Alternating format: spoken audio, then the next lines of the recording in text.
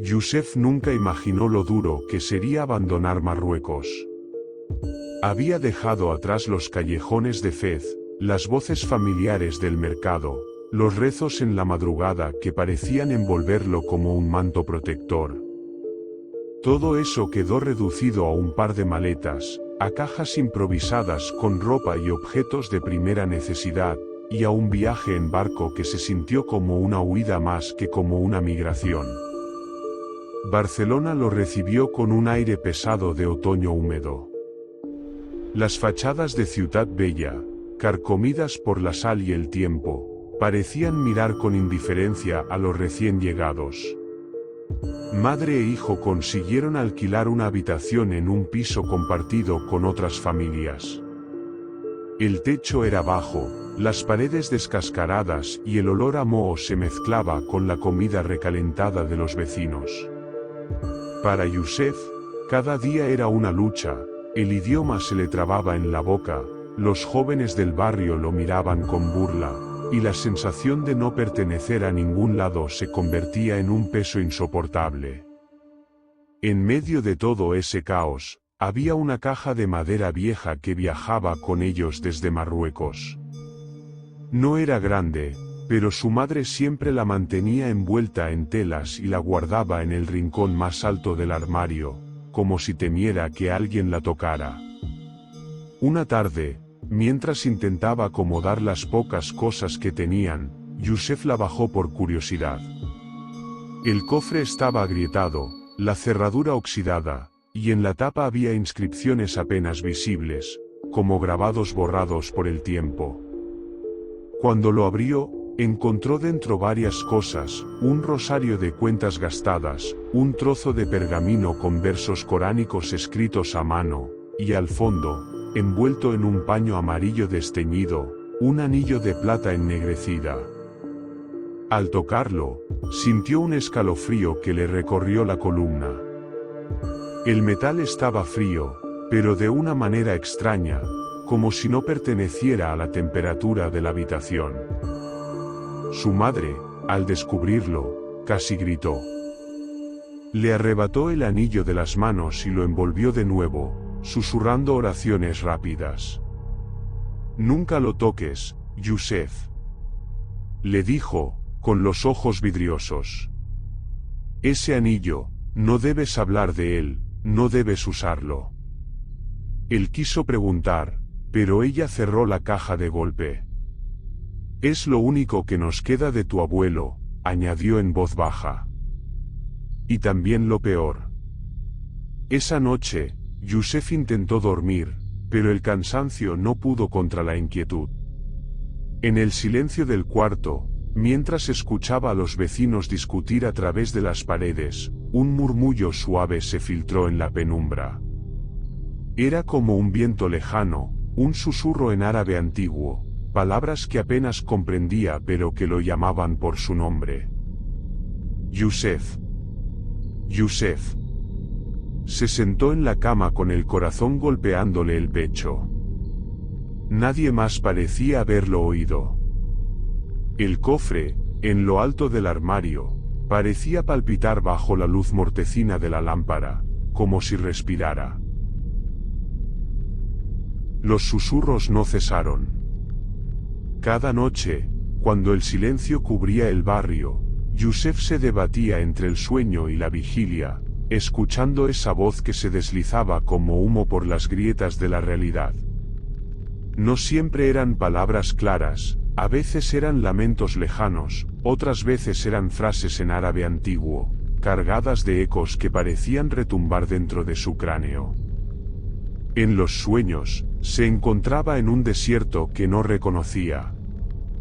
No era el Marruecos que había dejado atrás, este lugar estaba bajo un cielo rojo y sin estrellas, con dunas interminables que se agitaban como si respiraran. Al fondo, siempre distinguía una figura encorvada, alargada y sin rostro definido, hecha de humo y brasas.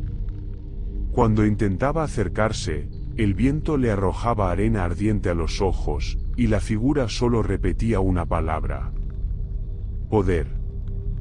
Al despertar, el sudor le empapaba la frente, y las bombillas del pasillo de la pensión titilaban como si compartieran sus pesadillas. Con el paso de los días, los sueños comenzaron a filtrarse en su vida diaria. En el metro, entre la multitud, juraba ver sombras que se estiraban más de lo normal. En las calles húmedas de Ciutat Bella, percibía pasos detrás de él aunque no hubiera nadie. Y, sobre todo, la voz nunca lo abandonaba, le prometía cosas, lo incitaba a reclamar lo que le habían negado. Una tarde, en la salida del instituto, un grupo de jóvenes del barrio lo rodeó. Eran los mismos que solían insultarlo y burlarse de su acento. Esa vez lo empujaron contra una pared, riendo mientras uno de ellos le arrancaba la mochila y lo llamaba «moro de mierda». La rabia lo quemó por dentro, y sin darse cuenta, apretó con fuerza el anillo que había guardado en su bolsillo, desobedeciendo a su madre. El aire alrededor se volvió denso, casi eléctrico. Y entonces ocurrió, uno de los agresores, el que lo sujetaba del cuello, dio un grito ahogado. Un coche que venía a toda velocidad derrapó y lo embistió contra el suelo. Los demás huyeron aterrados, y Yusef quedó paralizado, con el anillo marcándole la palma de la mano como si estuviera al rojo vivo. Esa noche, su madre entró en la habitación pálida como la muerte. «Has usado el anillo», dijo sin necesidad de pruebas. «Lo sé porque las paredes están manchadas». Yusef miró alrededor. En la pintura descascarada se habían formado vetas negras, como raíces de humo extendiéndose desde el armario donde guardaban la caja. «Está despierto», susurró ella, llevándose las manos al rostro. «El sello de tu abuelo se está debilitando». Pero lo peor aún no había llegado. A partir de esa noche, la voz dejó de limitarse a susurros. En el reflejo del espejo roto del baño, Yusef vio un par de ojos incandescentes observándolo. En la esquina de la habitación, entre el parpadeo de la luz, distinguió una forma oscura que reptaba, demasiado grande y densa para ser sombra. El olor a azufre impregnaba el aire.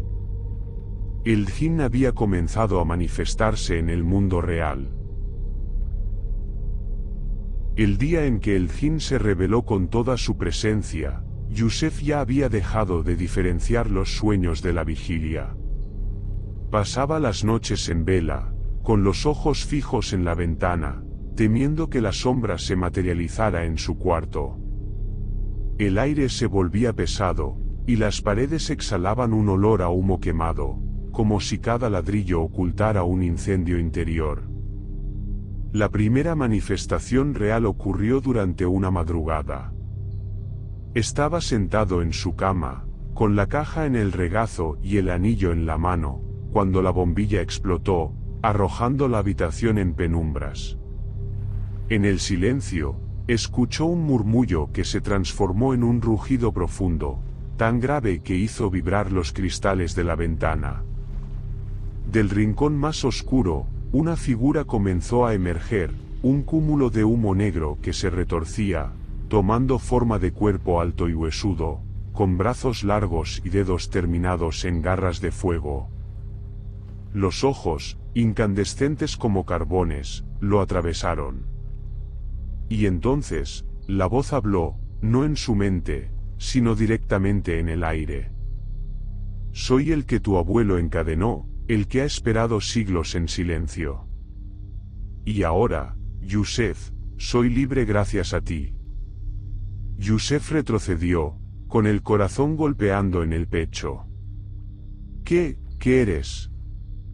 La sombra se inclinó hacia él, tan cerca que podía oler el azufre y el hierro quemado de su aliento.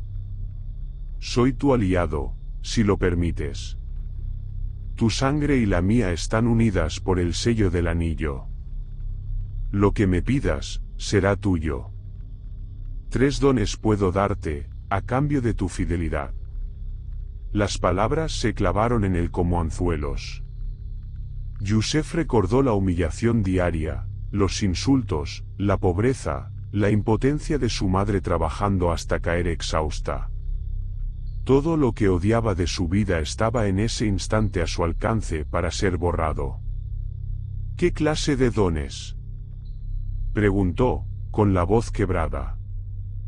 El djinn sonrió, y sus dientes brillaron como cuchillas incandescentes. Riqueza. Venganza. Libertad. La primera tentación llegó rápido. Pidió dinero. El djinn desapareció en un torbellino de humo, y al día siguiente, al subir al metro, Yusef encontró una cartera repleta de billetes, sin identificación alguna. Intentó devolverla, pero nadie la reclamó. Era como si hubiera aparecido para él. El segundo don vino poco después. Quiso venganza contra uno de los jóvenes que lo habían acosado. A las pocas horas, aquel muchacho fue encontrado con la pierna rota, tras caer inexplicablemente desde la azotea de su edificio. Al principio Yusef creyó que eran coincidencias, pero cada deseo cumplido iba acompañado de algo más siniestro. Su madre comenzó a enfermar. Tosía sangre por las noches, sus ojos se hundieron y su piel se tornó amarillenta. Cuando Yusef la enfrentó, ella apenas pudo hablar, pero lo suficiente para advertirle. Cada favor que aceptas, lo paga alguien con su vida, y yo soy el precio. La verdad cayó sobre él como una condena. El djinn no daba nada, cobraba con intereses. Y lo peor era que parecía disfrutar de su dilema, apareciendo en los rincones de la casa, riendo con un eco metálico que se le metía en el alma. Una noche, entre sollozos, Yusef preguntó al espectro: ¿por qué ella? ¿Por qué a mi madre? El djinn se inclinó sobre él, dejando que el humo lo envolviera como un abrazo tóxico. Porque tu abuelo me encerró. Porque tu sangre me aprisionó. Ahora tu sangre debe alimentarme, hasta que seas mío por completo. Yusef cayó de rodillas, sintiendo que la esperanza se desmoronaba. Había desatado algo que no podía controlar, y ya no era solo un espectador, estaba atrapado en un pacto que nunca había elegido. Yusef ya no distinguía el paso de los días. El djinn se había vuelto parte de su sombra, siguiéndolo en cada movimiento, respirando sobre su nuca cuando caminaba por la ciudad. Las calles de Barcelona, que al principio le parecían extrañas pero vivas, ahora se transformaban en un escenario hostil, semáforos que parpadeaban con luz roja al verlo, mendigos que lo señalaban sin motivo aparente, gatos callejeros que arqueaban el lomo y huían a su paso. Era como si todo el entorno reconociera la presencia de algo que lo poseía. Su madre estaba cada vez peor. Apenas podía levantarse de la cama, con la respiración débil y los labios resecos. Una madrugada, presa de la desesperación, Yusef acudió a la mezquita del barrio. Allí encontró a un anciano imán, un hombre de barba blanca y ojos cansados que parecía verlo desde mucho antes de que entrara. «Lo traes contigo», dijo el imán, antes de que Yusef pronunciara palabra. «No lo necesitas presentar. Ya siento su hedor». Yusef rompió en lágrimas y confesó todo: el anillo, los dones, la enfermedad de su madre. El imán lo escuchó en silencio, con el rostro endurecido por la gravedad de sus palabras. Finalmente, le entregó un pequeño libro de oraciones y le advirtió: «El djinn no concede, solo devora. Cada favor que pides lo ata más a tu linaje. Tu abuelo lo encerró, pero tú lo has liberado. Si deseas sellarlo de nuevo, deberás realizar un ritual y pagar el precio». «¿Qué precio?», Preguntó Yusef, aterrado. El imam evitó su mirada. Sangre. Algo que amas debe ser ofrecido. No hay otra manera. Esa noche, Yusef preparó el ritual en la habitación, siguiendo las indicaciones del anciano. Encendió velas negras, colocó el anillo en el centro de un círculo de sal, y abrió el libro con manos temblorosas. Las palabras sagradas se le enredaban en la garganta, pero aún así comenzó a recitarlas. El aire se agitó de inmediato. Las velas se apagaron una a una, como si una boca invisible soplara sobre ellas. La habitación se llenó de humo espeso, y en medio de la penumbra, el jinn apareció, más imponente que nunca, un cuerpo gigantesco hecho de brasas y cenizas, con alas de sombra que se extendían hasta las paredes. ¿Pretendes expulsarme, pequeño gusano? Rugió, y la voz retumbó en su pecho como un trueno. Yusef siguió recitando, aunque el miedo lo paralizaba. El suelo tembló bajo sus pies, y de pronto, una visión lo golpeó con violencia. Vio a su padre vivo, de pie en el umbral, sonriéndole como si la tragedia nunca hubiera ocurrido. Luego vio a su madre, sana, joven, riendo mientras cocinaba en la cocina de Fez. Y después, se vio a sí mismo, poderoso, rodeado de respeto, dinero, sin miedos ni humillaciones. No necesitas rezar, susurró el jinn con una dulzura venenosa. Solo acepta. Pídeme lo que quieras, y todo esto será tuyo. Yusef apretó el libro con fuerza.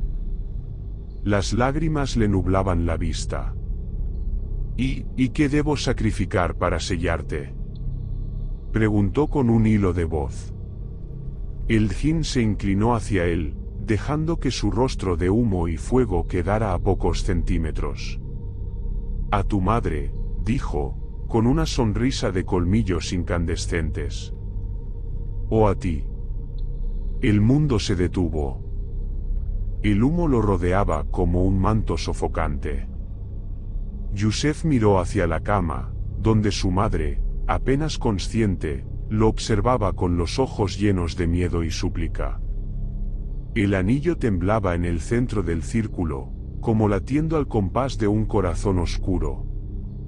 Con un grito de rabia y desesperación, Yusef tomó el anillo y lo golpeó contra el suelo. La plata ennegrecida se quebró en pedazos, y en ese instante, una tormenta sobrenatural estalló sobre el barrio. Los vidrios de las ventanas se hicieron añicos, los muros se resquebrajaron, y un viento ardiente llenó la habitación, arrastrando todo en un torbellino de fuego y cenizas. El jinn rugió de júbilo, no de dolor. «Me has liberado», clamó, antes de expandirse en una llamarada que atravesó las paredes y se elevó hacia el cielo barcelonés.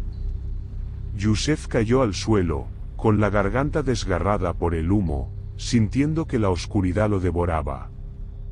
Su madre gritó su nombre una última vez, antes de que el estruendo la apagara para siempre. El humo tardó en disiparse. Entre los restos de la habitación, el polvo y las paredes ennegrecidas, Yusef despertó. El aire era irrespirable, pero ya no había fuego ni ruido de destrucción. El barrio parecía intacto, como si la tormenta nunca hubiera sucedido. Solo él y su madre habían sido arrancados de la normalidad. Buscó a su madre entre los escombros de la cama. No la encontró. Ni siquiera un cuerpo. Solo la impresión de su silueta marcada en la pared, como una sombra quemada por un sol invisible. El silencio pesaba. Hasta que escuchó el susurro. Ahora somos uno. Se llevó las manos al pecho, jadeando. Dentro de sí, algo latía distinto. El anillo, aunque roto, había dejado un sello, no sobre el metal, sino sobre su carne. Sentía las venas ardiendo, como si brasas líquidas recorrieran su sangre. El Jinn no estaba frente a él, estaba dentro de él. Tu madre vive en mí, murmuró la voz desde lo profundo de su mente. Sus recuerdos, sus lágrimas, su alma, todo es alimento. Cada vez que respires, me nutriré de ti. No puedes huir. No puedes rezar. Solo aceptar. Yusef cayó de rodillas, con un grito ahogado. Las calles seguían tranquilas afuera, niños jugando, vendedores ambulantes, transeúntes apurados. Nadie sospechaba que en ese instante un exiliado había dejado de ser un hombre para convertirse en prisión viviente de una criatura ancestral. Se levantó tambaleante y caminó hacia la ventana.